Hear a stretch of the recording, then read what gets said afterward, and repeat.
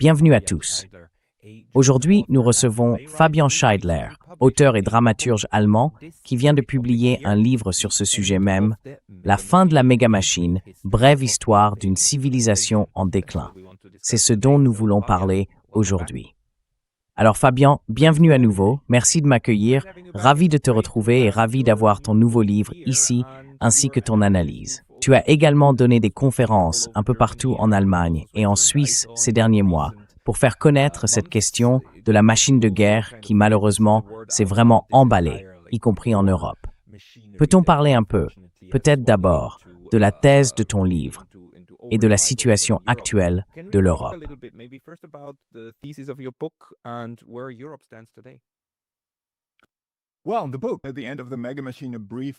Eh bien, le livre, La fin de la méga-machine, brève histoire d'une civilisation en déclin, traite des racines, des structures de pouvoir qui nous ont conduits à la crise mondiale que nous connaissons aujourd'hui.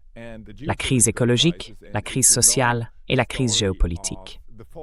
C'est une longue histoire de ce que j'appelle les 4 tyrannies. La tyrannie de l'État militarisé, la tyrannie de la violence structurelle sous la forme, disons, des relations de propriété et des relations juridiques, le pouvoir idéologique et les médias, bien sûr. C'est une longue histoire qui remonte à notre passé le plus ancien. Et puis, il y a la tyrannie de la pensée linéaire, c'est-à-dire la croyance que dans un monde complexe, nous pouvons atteindre nos objectifs en appliquant la force de manière linéaire.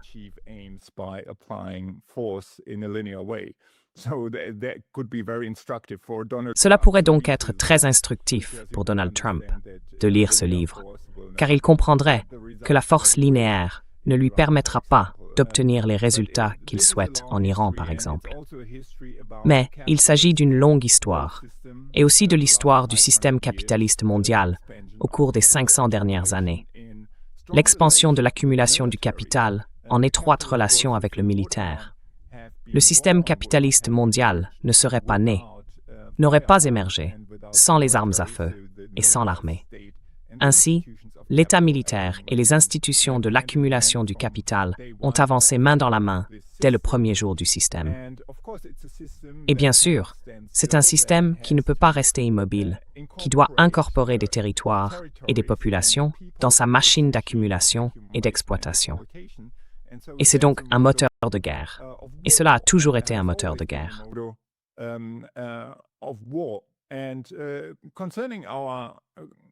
Et en ce qui concerne notre situation actuelle, le système mondial tel que nous l'avons connu au cours des 500 dernières années a vu se succéder différents hégémons.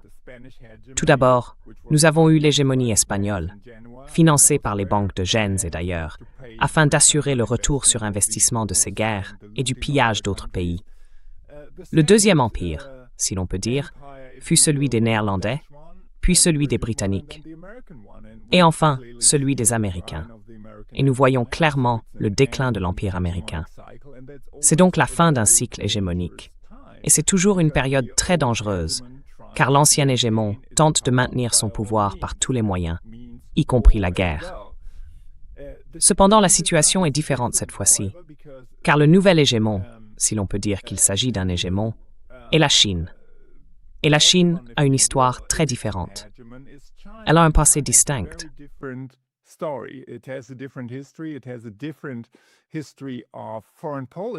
Elle a une histoire différente en matière de politique étrangère, principalement fondée sur le commerce et non sur la colonisation. Cela nous donne donc une chance d'éviter une grande guerre entre les États-Unis et la Chine, car la Chine ne veut pas de cette guerre. La plupart des dirigeants chinois ne la souhaitent pas. Cependant, les États-Unis font tout ce qu'ils peuvent pour affirmer leur puissance par le seul moyen qui leur reste, à savoir leur armée. Sur le plan économique, la part du PIB mondial détenue par les États-Unis et le G7 a diminué régulièrement. Elle représente environ la moitié de ce qu'elle était dans les années 1980 et 90. Et les BRICS ont clairement l'avantage ici. Ils représentent presque la moitié de la production mondiale. Je pense donc que les États-Unis ne peuvent pas arrêter leur déclin. Mais ce qu'ils font actuellement en Iran, bien sûr, accélère ce déclin. Spytien approfondir stash d'innoling.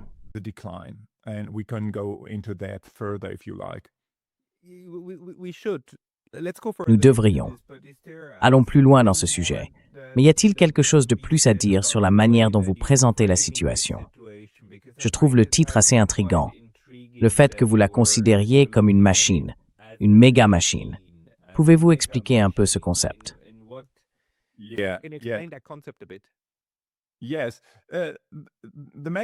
Oui, la méga machine est un concept inventé par Lewis Mumford, un historien américain de la technologie. C'est une métaphore d'un système qui réduit les êtres humains et la nature en général à de simples rouages d'une machine. Car elle poursuit un objectif fondamentalement irrationnel, l'accumulation sans fin du capital. Elle doit subordonner tout le reste, nos relations humaines, notre rapport à la nature elle-même, à cette fin. Et bien sûr, un système qui fonctionne ainsi ne peut pas se maintenir indéfiniment sur une planète finie. C'est impossible.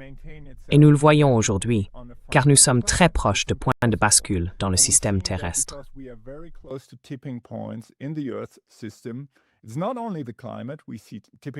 Ce n'est pas seulement le climat. Nous observons des points de bascule dans le système climatique.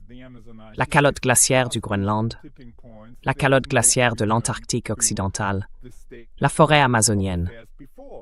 Si nous franchissons ces points de bascule, il n'y aura pas de retour à l'état antérieur, et nous pourrions basculer dans un nouvel état du système terrestre, ce qu'on appelle la Terre étuve, une planète entièrement différente. Et ce n'est pas seulement le climat, c'est aussi la biodiversité. La méga-machine capitaliste a déjà provoqué la plus grande extinction massive d'espèces depuis 65 millions d'années. Cela dépasse donc même l'histoire humaine, et c'est pourquoi certains l'ont appelé le Capitalocène.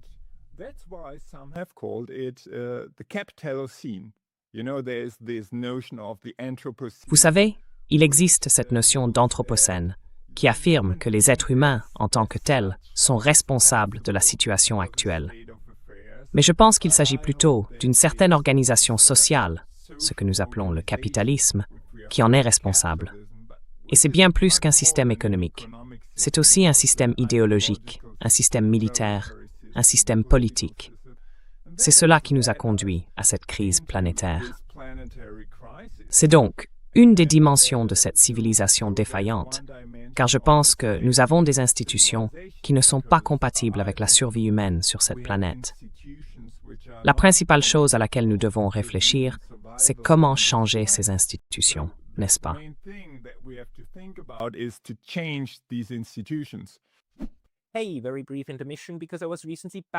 Petite interruption rapide parce que j'ai récemment été banni de YouTube. Et même si je suis de retour, cela pourrait se reproduire à tout moment.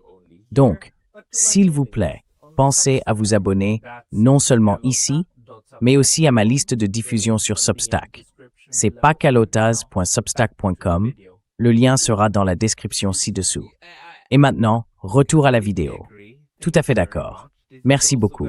C'est aussi une interprétation très marquée à gauche, d'inspiration marxiste, de ce qui guide et motive la politique étrangère et le système mondial, n'est-ce pas?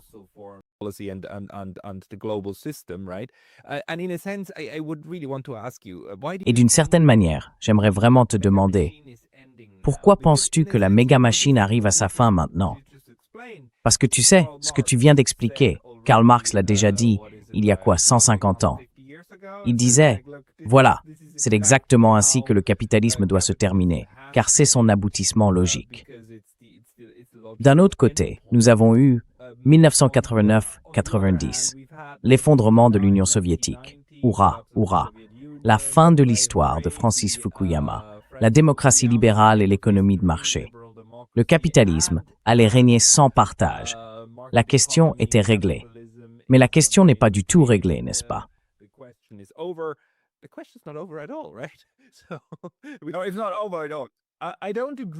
Donc, ce n'est pas fini. Je ne suis pas d'accord avec une certaine vision marxiste du déterminisme dans l'histoire humaine. Je pense que rien n'est jamais déterminé. Mais pour une raison logique. Un système qui doit transformer la nature en marchandise à un rythme toujours plus rapide ne peut pas se maintenir indéfiniment sur une planète finie.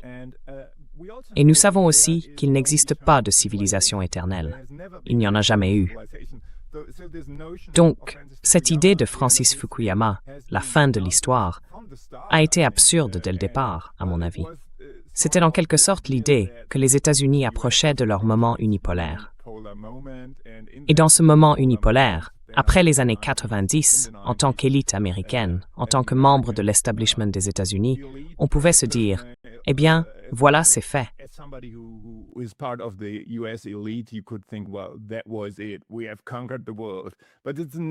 Nous avons conquis le monde, mais c'est une vision très naïve de l'histoire. Tous les empires et toutes les civilisations ont un point de départ. Ils s'élèvent, connaissent leurs contradictions internes, et à un certain moment, ils déclinent. Le déclin est généralement plus rapide que l'ascension. Nous ne savons donc pas combien de temps il faudra pour que la méga-machine se défasse. Je veux dire, c'est une civilisation. Ce n'est pas la fin du monde si la méga-machine échoue. Il y aura d'autres formes d'organisation sociale humaine. Nous ne savons pas lesquelles, mais nous savons que ce système n'est pas éternel.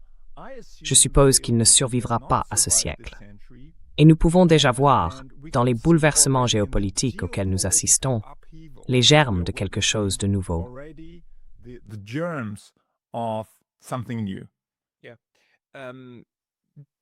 Oui, si tu parles de civilisation, tu parles de bien plus que des seuls États-Unis, non? Je veux dire, la manière dont l'Europe est intégrée dans cette méga-machine, la manière dont le Japon y est intégré aussi. L'économie mondiale est elle aussi intégrée, mais de façon très différente. Et maintenant, on voit une opposition à ce type de structure du commerce international et de la politique de puissance mondiale, et ainsi de suite. Comment vois-tu ce processus de désintégration, cette fin de la machine, se produire aujourd'hui?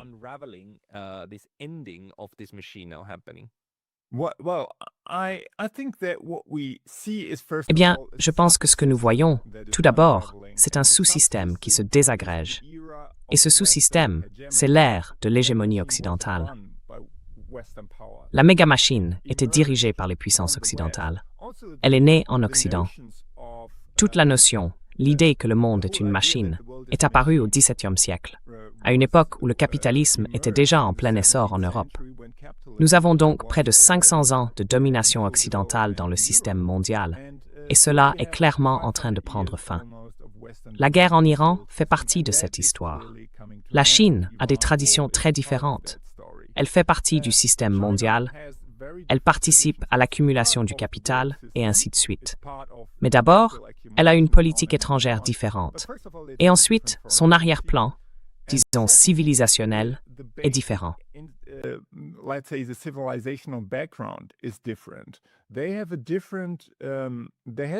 Il existe depuis des siècles en Chine une relation différente entre l'État et le capital. Cela se reflète également dans la culture confucéenne. Une philosophie qui soutient que l'État ne doit pas laisser les capitalistes devenir trop puissants, ni laisser l'armée devenir trop puissante. En Occident, c'est l'inverse.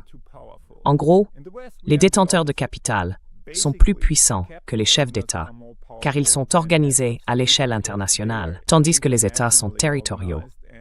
Et cela était différent en Chine.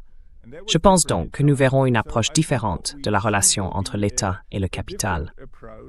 Nous verrons aussi une approche différente de la question écologique. La Chine a un projet de civilisation écologique. Il existe un nombre infini de contradictions au sein de la Chine.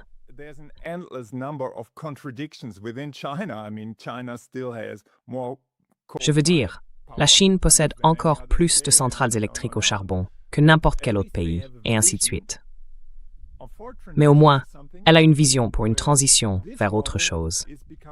Et ce modèle devient de plus en plus attractif aujourd'hui, avec la guerre en Iran, la flambée des prix du gaz et du pétrole, car de plus en plus de pays et de plus en plus de personnes se tourneront vers les énergies renouvelables. Et bien sûr, la Chine est le pays leader dans ce domaine. Donc, je pense qu'il se passe beaucoup de choses dans cette crise et ce bouleversement géopolitique que nous observons. Ce n'est pas nécessairement la fin du capitalisme. Cela pourrait prendre bien plus de temps. Mais voyez-vous, le capitalisme a besoin de pays pauvres et de personnes pauvres à exploiter. Sinon, on ne peut pas accumuler du capital à l'intérieur du système. Et si le Sud global continue de s'élever, cela changera toute la dynamique de ce système.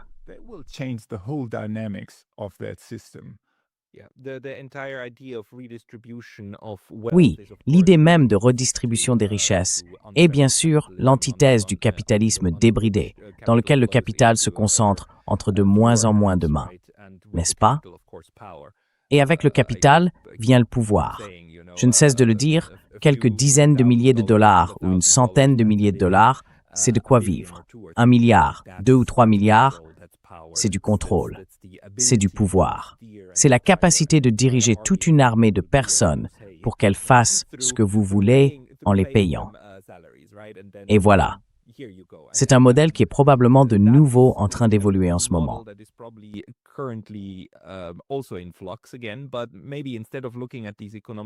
Mais peut-être qu'au lieu de se concentrer autant sur l'aspect économique, nous pourrions examiner un peu ce que cela implique pour la politique étrangère et pour la guerre. La logique guerrière, l'élan vers la guerre en Europe, celui des États-Unis, la guerre contre l'Iran, mais aussi le silence et la complicité des Européens dans tout cela.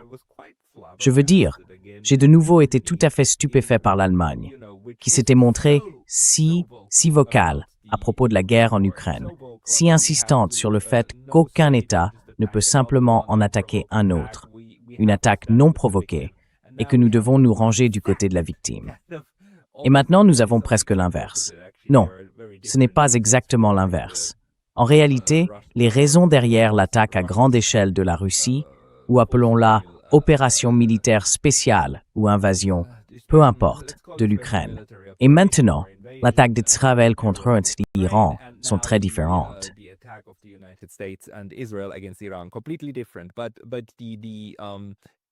Mais vu de l'extérieur, n'est-ce pas, avec un pays qui en attaque un autre, cela semble exactement la même chose. Une sorte d'agression très peu provoquée.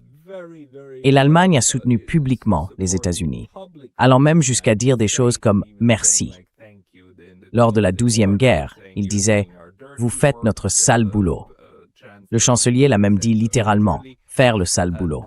Maintenant, ils affirment qu'un régime comme l'Iran, un gouvernement comme l'Iran, ne peut pas se cacher derrière le droit international, car il a lui-même violé le droit international, ce qui est encore une fois une déclaration très absurde.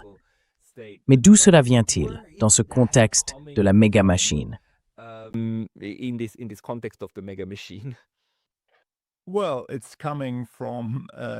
bien, cela vient de la relation entre la force hégémonique, les États-Unis, et ses vassaux. Je veux dire que la politique étrangère allemande s'est complètement subordonnée aux États-Unis. On le voit dans la guerre contre l'Iran. Il y a seulement quelques jours, notre président, qui n'a aucun réel pouvoir politique, c'est une figure représentative, le véritable pouvoir appartient à la chancelière, a déclaré que la guerre contre l'Iran, l'attaque menée par Israël et les États-Unis, était illégale. Et immédiatement, il a été attaqué par certains médias et par le gouvernement, qui ont dit que c'était scandaleux que le président, comment peut-il dire une telle chose, et ainsi de suite. C'est vraiment une position ridicule, car c'est si clairement illégal. En plein milieu des négociations, les États-Unis et Israël ont bombardé l'Iran, qui ne représentait aucune menace pour les États-Unis, Mavazoknir, qui n'avait pas attaqué les États-Unis.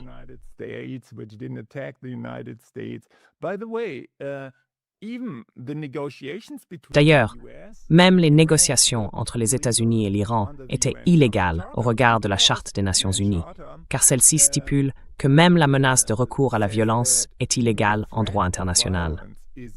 Et bien sûr, Trump a constamment utilisé la menace de la violence. C'est donc une position absurde, et elle s'inscrit dans une longue tradition. Vous savez, lorsque la guerre à Gaza a commencé, l'assaut contre Gaza après le 7 octobre, il est immédiatement apparu qu'Israël violait le droit international, les conventions de Genève, et ainsi de suite, quotidiennement. 4 semaines après le début de cette campagne dévastatrice, notre chancelier de l'époque, Olaf Scholz, a déclaré « Israël respecte le droit international. Quiconque dit le contraire est un menteur.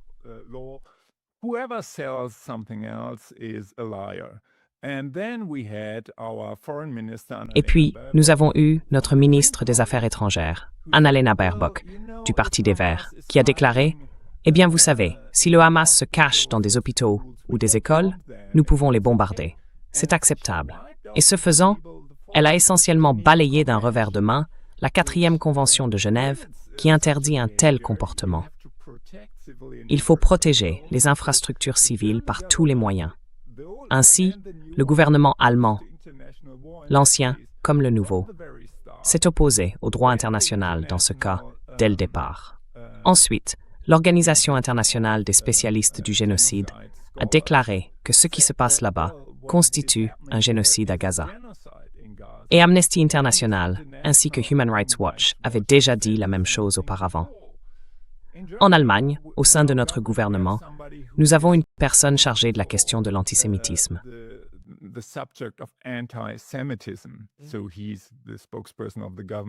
Donc, il est le porte-parole du gouvernement pour ces questions. Et il a déclaré que parler de génocide est antisémite. C'est scandaleux, vous savez. Le chercheur le plus renommé dans le domaine du génocide, Omer Bartov, c'est un universitaire israélien juif, serait donc antisémite selon notre gouvernement. Il s'oppose si clairement au droit international, aux droits humains et ainsi de suite. Et dans le cas de l'Ukraine, ils affirment toujours « Eh bien, nous défendons le droit international. » Et ainsi de suite. Ces doubles standards sont tellement flagrants. Et dans le cas de la guerre en Iran, encore une fois, tout tourne autour de la subordination aux intérêts américains et israéliens. De cette manière, ils sapent réellement les intérêts européens, qui sont bien sûr de mettre fin à ces guerres, de promouvoir les négociations et de stopper cette escalade absurde.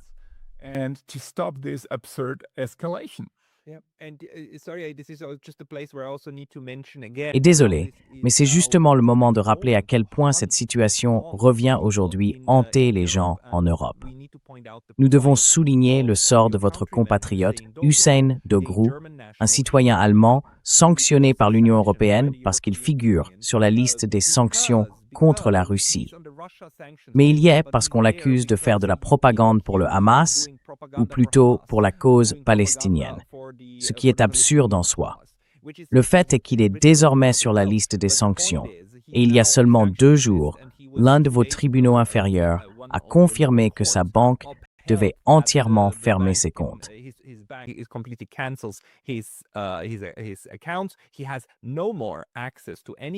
Il n'a plus accès à aucun argent. Pour pouvoir payer, ne serait-ce que le loyer, la menace désormais est que lui et sa famille, ses 3 enfants et sa femme, risquent de ne plus avoir de logement. Et le tribunal a déclaré que cela était légal, que c'était conforme à la loi, parce que la décision avait été prise par le conseil de l'UNWEMER. Donc tout est permis. Et c'est cette subordination à travers divers mécanismes qui se manifeste maintenant sous la forme d'une répression terrible contre des individus en Allemagne, des citoyens allemands. C'est complètement insensé de voir comment cette machine se met à s'agiter, à crier, à hurler, devenant de plus en plus draconienne, aussi bien vers l'extérieur que vers l'intérieur. Oui, absolument. Absolument.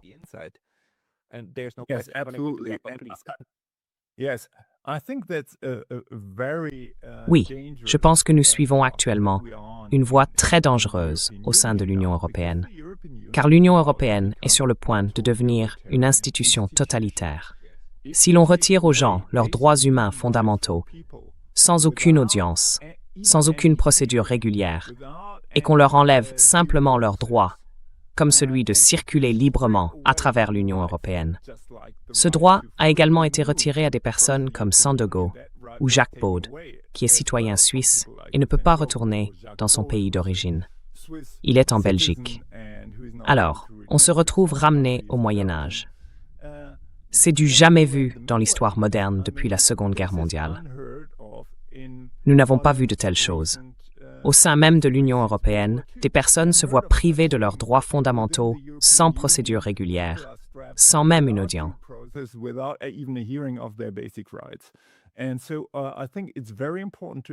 Et donc je pense qu'il est très important de s'y opposer, car cela crée un précédent pour que l'Union européenne dise « Eh bien, nous n'aimons pas l'opinion de telle ou telle personne sur l'Ukraine, sur Gaza, sur n'importe quel sujet. » Et comme vous l'avez dit, ils mélangent ces questions. Je veux dire, c'est une liste de sanctions concernant la Russie et l'Ukraine, et ensuite, ils accusent des gens d'adopter une certaine position sur Gaza. Tout est embrouillé. C'est un peu comme Louis XIV, vous savez, le roi de France au XVIIIe siècle, qui disait « Je n'aime pas cette personne, que ma police s'en débarrasse, qu'on la mette en prison pour une durée indéterminée. » C'est la même chose.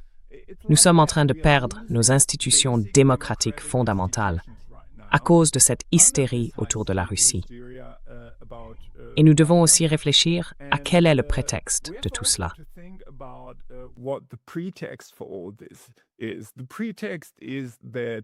Le prétexte, c'est que la situation serait tellement dangereuse parce que la Russie nous envahirait dans quelques années. C'est ce que notre ministre des Affaires étrangères a déclaré il y a quelques années.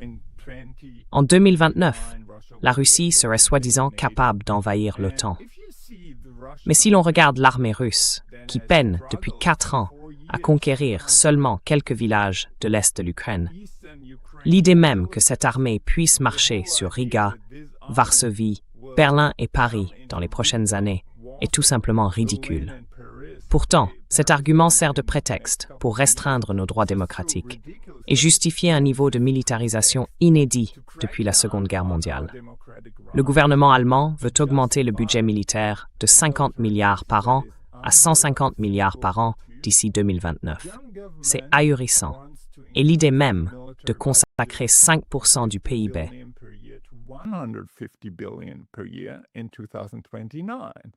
That's mind-boggling. And the whole idea to spend 5% of GDP for the military means that we have to spend 50%. Pour l'armée, cela signifierait que nous devrions consacrer 50% de notre budget fédéral à la défense. Et ce serait la fin du modèle de protection sociale pour lequel l'Union européenne est célèbre. Et c'est exactement ce qu'ils veulent. Le Financial Times, il y a environ 1 an, avait titré que l'UE devait réduire son État-providence pour construire un État de guerre. Ouais. Ils ne s'en cachent même plus. Je veux dire, le Financial Times est généralement plus transparent sur ce genre de choses. Nos dirigeants politiques le dissimulent derrière ce soi-disant danger russe et tout le reste. C'est un prétexte pour transformer fondamentalement notre démocratie en un système totalitaire et notre État-providence en un capitalisme prédateur.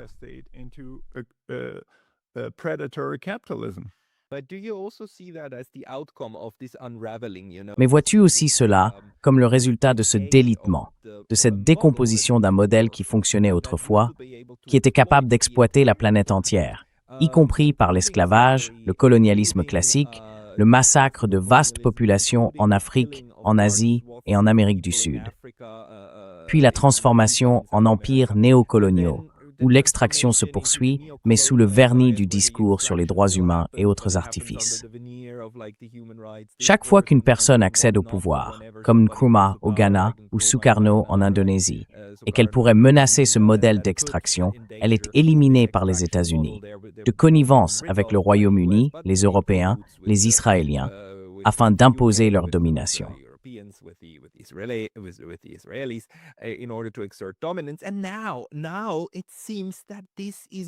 Et maintenant, il semble que cela ne soit plus vraiment possible.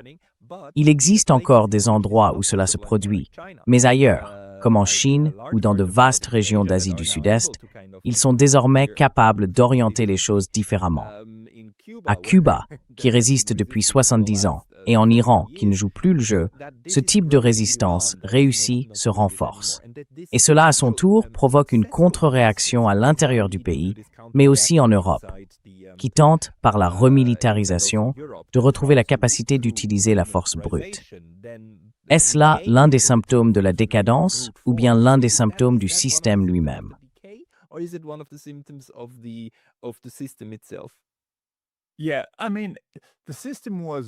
Oui, je veux dire, le système s'est construit sur une contradiction ou une certaine relation entre le cœur de l'accumulation du capital et la périphérie. La périphérie, c'était l'immense sphère des colonies. Elles ont été colonisées pendant des centaines d'années, dirigées au départ par des sociétés par action, comme la Compagnie britannique des Indes orientales. C'étaient des entreprises militarisées, la Compagnie néerlandaise des Indes orientales, qui fut la première, et la Compagnie britannique des Indes orientales. Elles gouvernaient des pays. Elles disposaient de leurs propres armées de mercenaires. Chaque fois qu'il y avait une résistance à leur exploitation, elles tuaient simplement les populations avec leurs mercenaires. Par exemple, il y a une histoire intéressante que je raconte dans mon livre à propos des îles Banda, en Indonésie. Elles produisaient de la noix de muscade, et on pouvait vendre la noix de muscade à un prix extraordinaire à Amsterdam.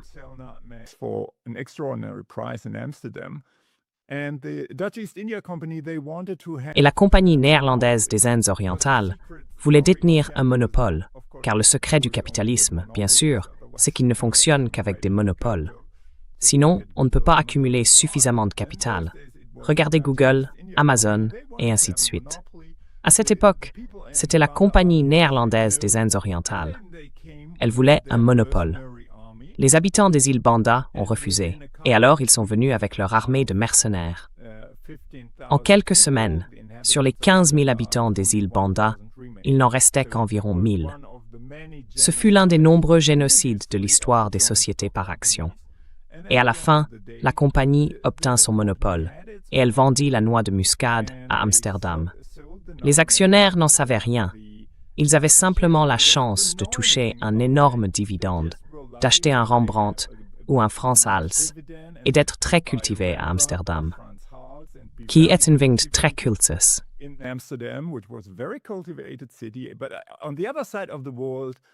Mais de l'autre côté du monde, barbarie, génocide. C'est ainsi que le système a fonctionné pendant 500 ans. Et donc Gaza en fait partie. Je veux dire, ce que fait Israël, c'est du colonialisme classique. Prendre la terre, s'emparer des ressources et laisser les gens mourir, ou les tuer immédiatement. Mais ce système ne fonctionne plus de cette manière aujourd'hui. Puis il y a eu une autre phase, après que la plupart des pays du Sud global se furent débarrassés du colonialisme formel. Les États-Unis et d'autres nations occidentales, la France, la Grande-Bretagne et d'autres, ont commencé à s'engager dans des changements de régime. L'Iran, en 1953, bien sûr, fut le premier. Un gouvernement démocratiquement élu, dirigé par Mohammad Mossadegh, voulait utiliser le pétrole pour son propre développement.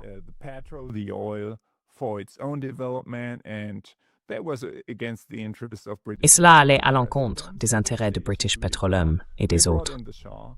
Alors, ils ont organisé un coup d'État. Ils ont installé le Shah, qui a gouverné par la torture et des moyens despotiques. Et la réaction à cela fut bien sûr la révolution iranienne de 1969. Donc si vous créez un tel système et que vous essayez d'exercer un pouvoir linéaire, placez votre gouvernement ici et votre gouvernement là, au bout du compte, vous aurez un contre-coup. Nous l'avons vu en Iran. Je ne suis pas sympathique au régime de Téhéran, mais il est clair qu'ils n'obéissent pas aux ordres de l'Empire. Et il en va de même pour la Russie. Ils ont eu ce coup d'État du Maïdan, où les États-Unis ont été fortement impliqués pour obtenir un gouvernement pro-occidental, et ils subissent maintenant un contre-coup.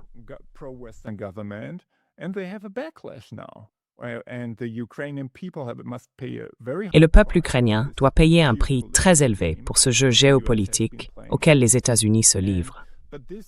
Mais cela, comme vous l'avez dit, fonctionne de moins en moins. Cela fait partie du délitement de l'hégémonie géopolitique de l'Occident. Et si l'on parle de la guerre en Iran, elle ne se déroule pas du tout comme les États-Unis et Israël l'avaient imaginé. Ils voulaient un changement de régime. Il n'y en a pas eu. C'était tout à fait prévisible, car avec la seule puissance aérienne, on n'obtient généralement pas de changement de régime. Il faut des troupes au sol. Mais Donald Trump ne pouvait probablement pas le faire, car son électorat y était opposé. Et maintenant, les États pétroliers arabes sont confrontés à un choix difficile. car ils sont bombardés par l'Iran et les États-Unis sont incapables de les défendre. C'est une situation nouvelle.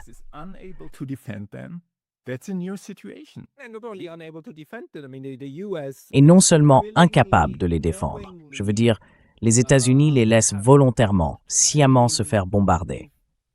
L'Iran dit, si vous bombardez nos champs pétrolifères, nous bombarderons ceux du Qatar, de l'Arabie saoudite, de Bahreïn, et ainsi de suite.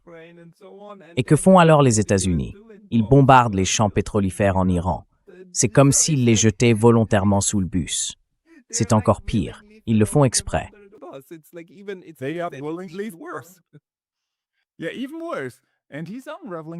Oui, encore pire. Et il est en train de démanteler l'Empire, car les bases dans le Golfe constituent un pilier essentiel de l'Empire américain, bien sûr. Il est centré sur le pétrodollar, et ainsi de suite.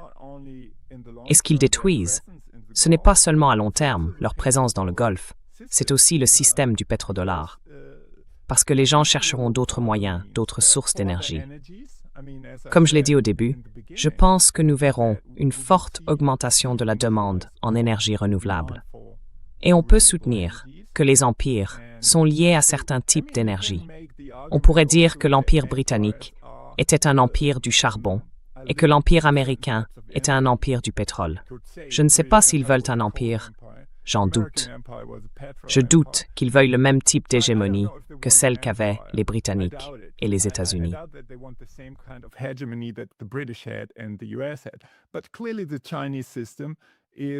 Mais il est clair que le système chinois est un système électrique. C'est différent, et nous voyons cette transition. Et oui, ils ont sacrifié les États arabes. Il y a beaucoup de confusion dans les États arabes, car il existait cet accord, si l'on peut dire. Dans les années 1970, les États arabes vendaient leur pétrole contre des dollars, et exclusivement contre des dollars, ce qui constituait un pilier essentiel de l'Empire américain. En retour, ils obtenaient la sécurité contre des ennemis extérieurs comme l'Iran, et contre des ennemis intérieurs, car les États arabes sont des monarchies. Ce sont, si l'on veut, des dictatures, et leurs populations ne sont pas toujours d'accord avec les actions de leur gouvernement. Ainsi, l'Empire américain garantissait la sécurité des monarques. Et cela n'existe plus. Plus personne n'y croit.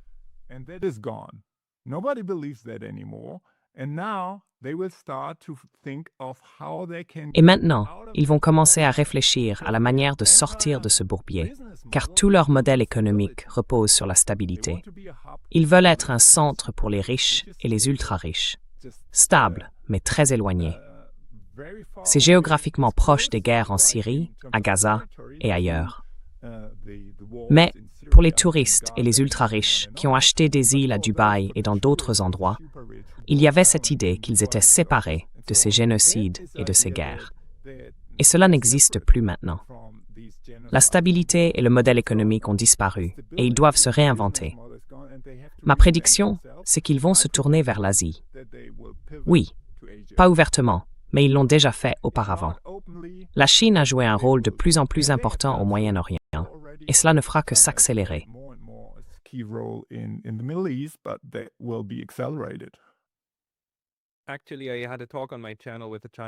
En réalité, j'ai eu une discussion sur ma chaîne avec un universitaire chinois et il a souligné la relation de la Chine est étroite non seulement avec l'Iran, mais aussi avec les monarchies du Golfe. La Chine a tout intérêt à entretenir des relations étroites avec les deux et elle s'appuie sur cela.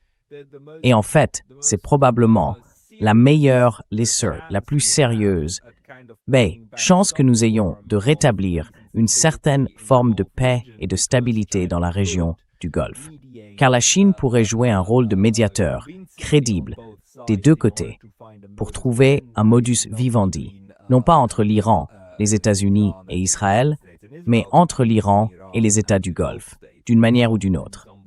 Il ne s'agirait pas de garantie de sécurité, mais simplement de la capacité à dialoguer et à négocier avec les deux parties, tout en maintenant un certain équilibre entre leurs intérêts.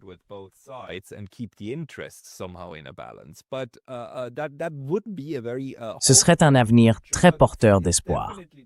Mais il est indéniable que si l'on regarde l'Asie de l'Ouest telle qu'elle est aujourd'hui, l'Europe comme les États-Unis y ont apporté la destruction, une destruction sur de vastes régions. Et maintenant, ils s'en prennent même aux zones qui étaient prospères sous le protectorat, parce que ce protectorat est en train d'échouer. Il n'échoue pas dans le sens où il ne peut plus protéger. Il échoue dans le sens où il dit « je vais tout briser ».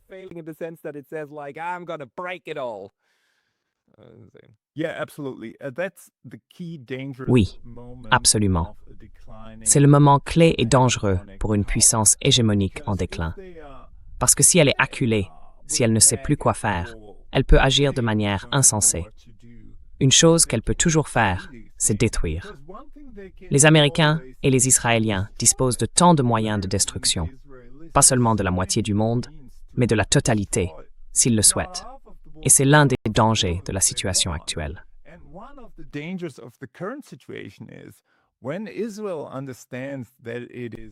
Quand Israël comprendra qu'il est en train de perdre cette guerre, et je pense qu'ils le comprennent déjà en ce qui concerne leurs objectifs, ils voulaient soit un changement de régime, soit le chaos en Iran. Ils apprécient le chaos dans les pays voisins, car cela affaiblit ces pays et permet à Israël d'être la puissance dominante. Il devient alors facile de les éliminer un par un et de les monter les uns contre les autres.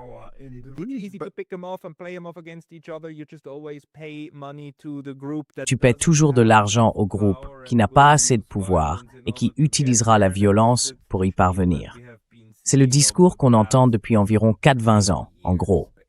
Absolument. Et ils feront la même chose en Iran. Continuer à verser de l'argent aux insurgés. Puis, une fois qu'ils auront pris le pouvoir, tu paies de nouveau l'autre camp. Et tu répètes un cycle éternel de violence. Ce qui t'arrange bien, puisque tu restes la force dominante. Ce n'est même pas si compliqué, en fait.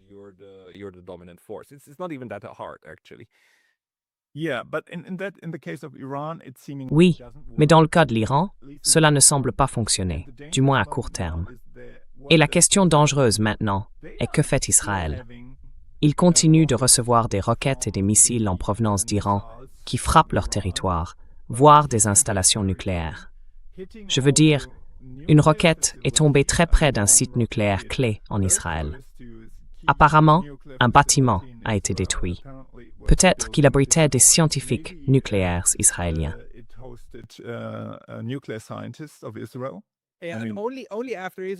Ce n'est qu'après qu'Israël a effectivement attaqué des installations similaires en Iran, n'est-ce pas?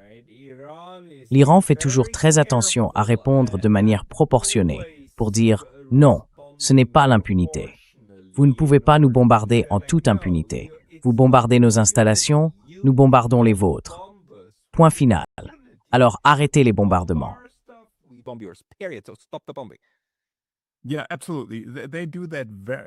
Oui, absolument. Ils font ça.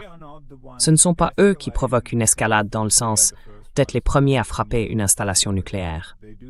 Ils ne le font que si l'autre camp le fait. Et maintenant, la question est de savoir si Israël envisagerait d'utiliser une bombe nucléaire dans ce cas. Ils ont cette option. Elle avait été évoquée plus tôt sous Golda Meir, la fameuse option Samson. C'est ce que Seymour Hersh avait révélé dans l'un de ses rapports sur le programme nucléaire israélien. Je ne pense pas qu'ils en soient encore à ce point de folie. Mais vous savez, si Israël ne voit vraiment aucune possibilité d'atteindre ses objectifs, ce n'est pas complètement à exclure.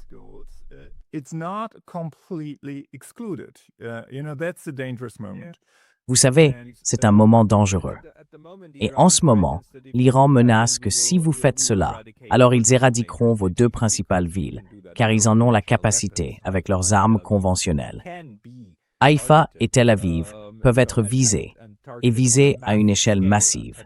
Ted Postol l'a souligné à maintes reprises. Ils disposent d'une puissance de feu suffisante pour raser ces villes, y compris, bien sûr, toute l'infrastructure civile, si l'autre camp allait aussi loin.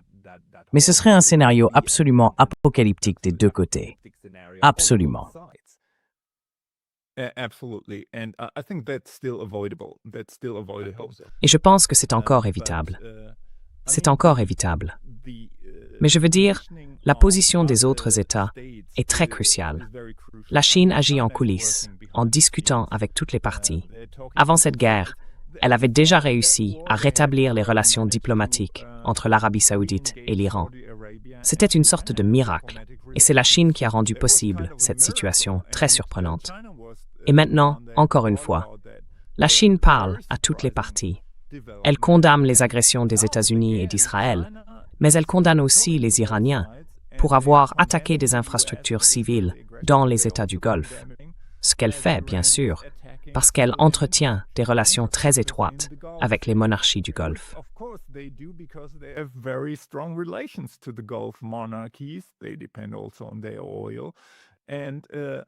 Ils dépendent de leur pétrole et ils se positionnent déjà pour l'ère d'après-guerre. Si tout cela se règle sans Armageddon, ce que nous espérons, alors je pense que nous verrons, à moyen et long terme, une influence chinoise accrue dans la région. Vous savez, il faut se rappeler que la Chine a même servi de médiateur dans les négociations d'otages entre le Hamas et le Fatah, en gérant les divisions internes au sein des territoires palestiniens. Ce sont donc des changements majeurs, et je pense qu'ils se dérouleront au cours de la prochaine décennie. À court terme, cependant, je pense que nous pourrions voir des choses plus folles se produire sous l'administration Trump. Mais il est aussi limité en termes de budget.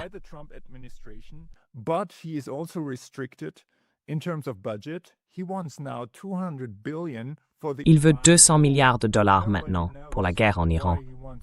Et personne ne sait pourquoi il veut 200 milliards. Cette guerre coûte au moins 1 milliard de dollars par jour. Veut-il continuer pendant 200 jours? Je veux dire, les législateurs américains posent des questions sérieuses, même du côté républicain. Donc, il n'est pas certain qu'il obtiendra cet argent pour une guerre sans fin. Et il fait face aux élections de mi-mandat, et il n'est pas très populaire en ce moment aux États-Unis. Bien sûr, pas auprès des démocrates, mais même au sein du mouvement MAGA. Des gens comme Tucker Carlson et bien d'autres sont oui. Mais le problème, c'est que les gens qui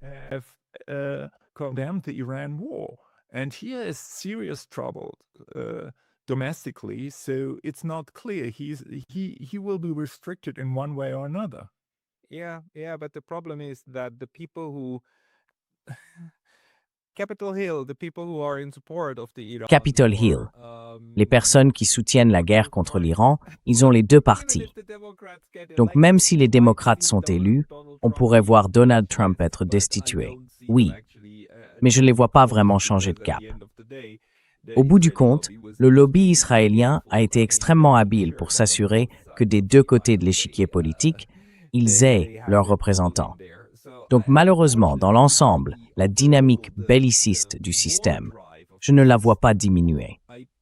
Mais ce que nous pourrions constater, bien sûr, c'est que la capacité à mener la guerre pourrait se réduire, si ta thèse sur la machine défaillante est correcte.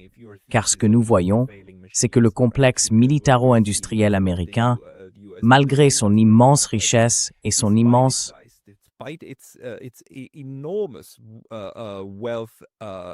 le blanchiment d'argent qui s'y déroule, malgré tout cela, ne semble apparemment pas suffire à produire tous les instruments de guerre nécessaires pour que cela continue indéfiniment. Alors, encore une fois, est-ce un autre signe que la machine est en train de se gripper?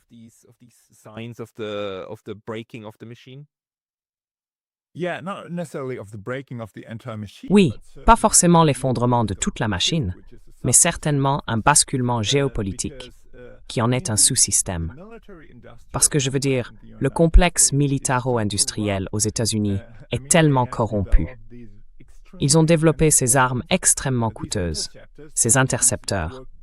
Je veux dire, ils fonctionnent plutôt bien, mais ils coûtent entre 4 et 12 millions chacun.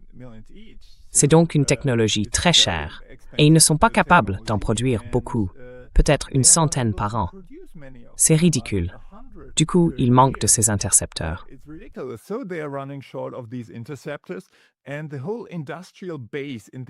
Et toute la base industrielle des États-Unis n'existe plus comme elle l'était pendant la Seconde Guerre mondiale, ou juste après. Ils ne sont donc pas en mesure de produire des armes au rythme nécessaire pour maintenir leur hégémonie par des moyens militaires.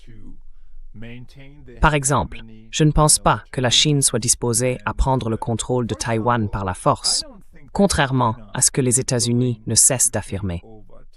Elle en aurait peut-être la capacité, mais je ne pense pas qu'elle le fera. Cependant, elle pourrait le faire si la guerre en Iran se prolongeait encore 2 ou 3 semaines, car les États-Unis manqueraient d'intercepteurs. Et sans intercepteurs, ils ne pourraient pas défendre leur porte-avions. Et si la Chine voulait s'emparer de Taïwan, ce serait le moment. And if China wanted to take over Taiwan, the US could not stop them. They couldn't use. Les États-Unis n'ont pas pu les arrêter. Ils n'ont pas pu utiliser leurs porte-avions. Même aujourd'hui, dans la guerre contre l'Iran, et l'Iran est un adversaire relativement faible, ils ne peuvent pas vraiment les utiliser, car l'Iran tire des missiles sur ses porte-avions et ils doivent se replier. Tout le monde voit donc que même sur le plan militaire, sans parler de l'économie, les États-Unis ne parviennent pas à maintenir leur position dans le système mondial. Et pour l'Europe, bien sûr, c'est un moment où elle devrait réfléchir très attentivement à la direction qu'elle prend. Ce qu'elle fait actuellement, c'est dire « Eh bien, la Russie va nous envahir », ce qui est absurde. Mais elle s'oriente vers une militarisation extrême.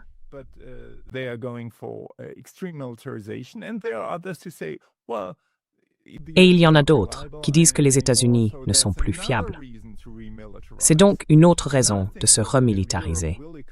Je pense que ce que l'Europe pourrait vraiment faire, et ce qu'elle devrait faire, c'est devenir une superpuissance diplomatique, entretenir de bonnes relations avec la Chine, avec le Sud global, reconstruire ses relations et maintenir une relation décente avec les États-Unis, sans simplement obéir aux ordres. Ce serait la voie à suivre pour l'Europe. Mais jusqu'à présent, elle n'a pas encore décidé de la direction à prendre, si ce n'est l'idée qu'elle a besoin d'une armée forte pour s'emparer des ressources du Sud global.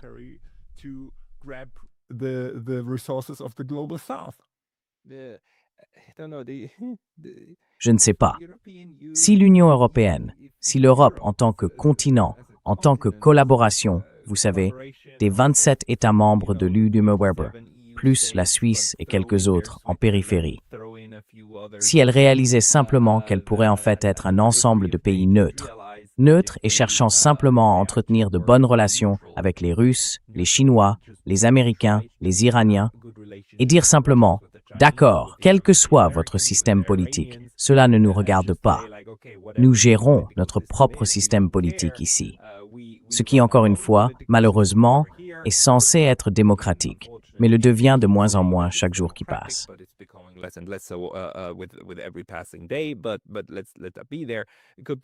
Mais laissons cela de côté.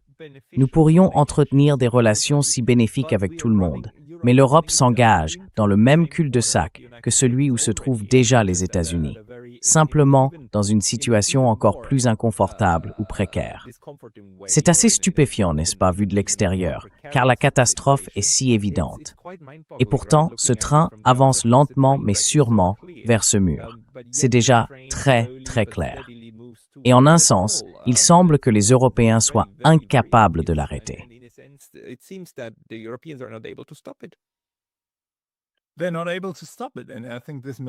Ils ne sont pas capables de l'arrêter. Et je pense que cette militarisation va aggraver les choses. Car si l'on détruit l'État-providence, on finit comme la Grande-Bretagne, qui est aussi un pays en grande difficulté, non seulement depuis le Brexit, mais même avant, parce qu'elle a suivi le modèle américain.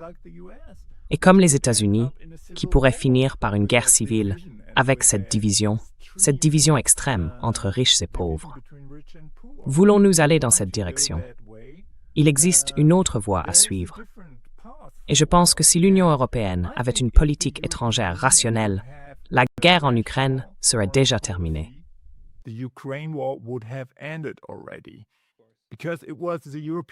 Exactement, car c'est l'Union européenne qui a sapé les pourparlers de paix en cours depuis l'arrivée de Trump au pouvoir.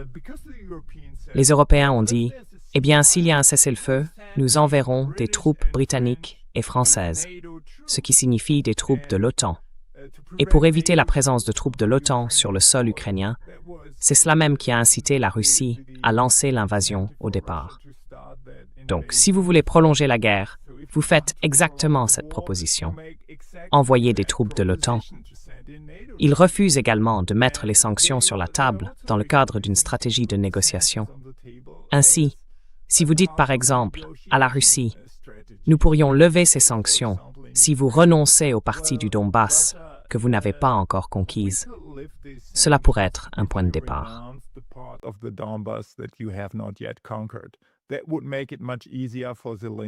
Cela rendrait la signature d'un accord beaucoup plus facile pour Zelensky, et cela donnerait un levier de négociation, car la Russie veut clairement la levée de ces sanctions. Elle a réussi à en contourner certaines, mais elles restent douloureuses. Pourtant, l'Europe a bloqué toutes sortes d'initiatives diplomatiques et saboté les négociations à son propre détriment. Ainsi, l'Europe se tire une balle dans le pied en continuant de saboter les négociations. Si nous pouvions obtenir un véritable accord de paix, différent d'un simple cessez-le-feu, la Russie n'en veut pas, car cela permettrait à l'Ukraine de se réarmer. Elle veut un accord de paix. Donc, si nous pouvions parvenir à une paix durable en Ukraine, il faudrait que les Européens soient impliqués.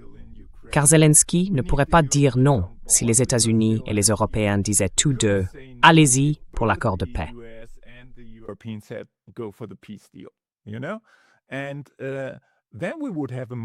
Et alors, nous aurions une situation beaucoup plus stable en Ukraine. Nous pourrions mettre fin à cette militarisation folle et effrénée, car la Russie serait stabilisée là où elle se trouve. Et nous pourrions commencer à prendre des initiatives avec la Chine, le Brésil et d'autres pays pour adopter une nouvelle approche au Moyen-Orient.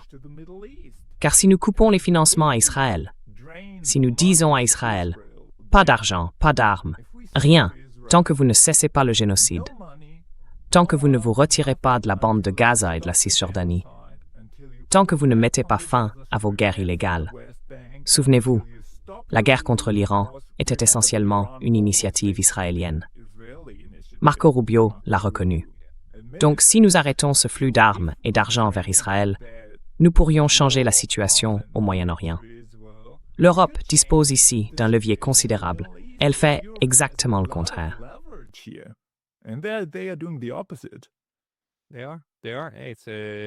Ils le sont. Ils le sont.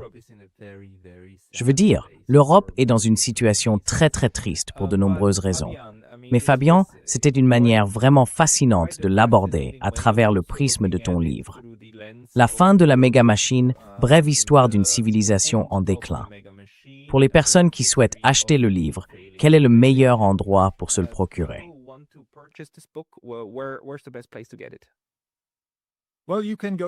Eh bien, vous pouvez aller sur mon site web, megamachine.org, ou sur fabianscheid.com, c'est site web. Et vous pouvez l'obtenir en ligne où vous voulez. D'accord. Je mettrai aussi le lien vers le livre dans la boîte de description ci-dessous, et tu m'enverras quelques autres liens vers ton travail pour que les gens puissent te trouver. Je les inclurai également. Avons-nous oublié de mentionner quelque chose? Oui, tu peux aussi aller sur mon Substack, Fabian Scheidler sur Substack, et tu y trouveras un article sur la situation dans les États du Golfe et les conséquences géopolitiques de la guerre en Iran. Tout le monde, allez voir Fabian Scheidler sur Substack également. Fabian, merci beaucoup pour votre temps aujourd'hui. Merci de m'avoir invité, Pascal Letaz.